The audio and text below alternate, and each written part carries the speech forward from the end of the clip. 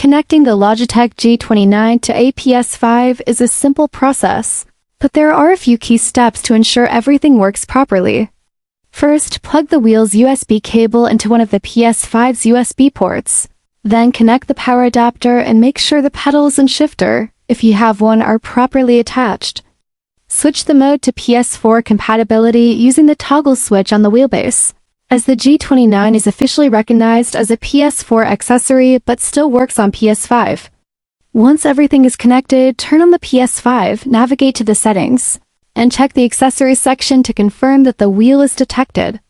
If it doesn't respond in a game, try restarting the console or reconnecting the wheel. Some PS5 games natively support the G29, while others may require adjusting in-game settings for full compatibility.